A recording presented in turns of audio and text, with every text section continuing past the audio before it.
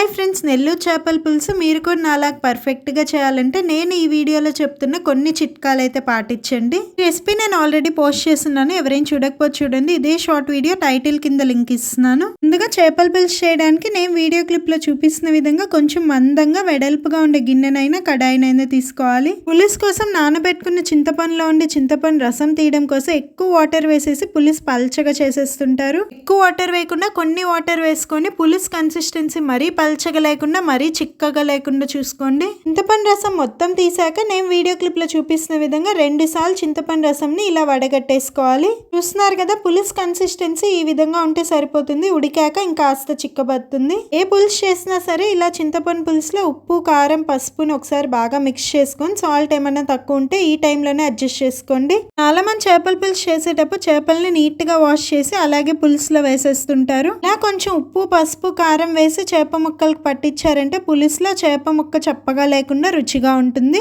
ముక్కల్ని ఇలాగే పులుసులో వేసారంటే పులుసు పల్చగా అయిపోతుంది. లైట్ గా చేప ముక్కలు పిండేసి పులుసులో వేసుకోవాలి. చేప ముక్కలు పులుసులో వేసే ముందుగా మీరు పులుసు కన్సిస్టెన్సీని చెక్ చేసుకోవాలి. పులుసు బాగా తెల్లాకే వంకాయలు వేయాలి. వంకాయలు పూర్తిగా ఉడికాకే ముందుగా కలిపి పెట్టుకున్న చేప ముక్కలు వేయండి. చేప ముక్కలతో పాటు పచ్చిమామిడికాయ ముక్కలు కూడా వేసేయండి. ఫిష్ అండ్ పచ్చిమామిడికాయ ముక్కలు చాలా ఫాస్ట్ గా ఉడికిపోతే అస్సలు ఓవర్ కుక్ చేయకండి. జస్ట్ 10 మినిట్స్ చాలంటే ఒక్కసారి చేప ముక్కలు పులుసులో వేసాక గంటితో అస్సలు కలపకుండా నేను వీడియో క్లిప్ లో చూపిస్తున్న విధంగానే కలుపుకోవాలి. ఫైనల్ గా మనం ఒక 5 నిమిషాల్లో పులుసు దించేస్తాం అనగా మనం ముందుగా రెడీ చేసి పెట్టుకున్న home made fish curry masala powder వేయాలి. నేను చెప్పిన 11 టిప్స్ తో నేను చేసిన విధంగా నెల్లూరు చేపల పులుసు ఒక్కసారి ట్రై చేయండి, మీకు కూడా పర్ఫెక్ట్ గా వచ్చేస్తుంది.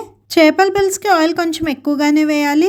ఎప్పుడు చేపల పులుసు చేసినా సరే ఇలా వంకాయ, మామిడికాయ, చేప ముక్క 3 చెదిరిపోకుండా అంటే ఓవర్ కుక్ కాకుండా కరెక్ట్గా కుక్ చేసుకోవాలి. నేను చెప్పిన చిట్కాలు మీకు యూస్ఫుల్ అనిపిస్తే వీడియోకి ప్లీజ్ ఒక లైక్ చేయండి. మరెన్నో ఇలాంటి ఇంట్రెస్టింగ్ రెసిపీస్ మీరు పర్ఫెక్ట్గా నేర్చుకోవాలంటే మన ఛానల్ తప్పకుండా సబ్స్క్రైబ్ చేసి బెల్ ఐకాన్ యాక్టివేట్ చేయండి.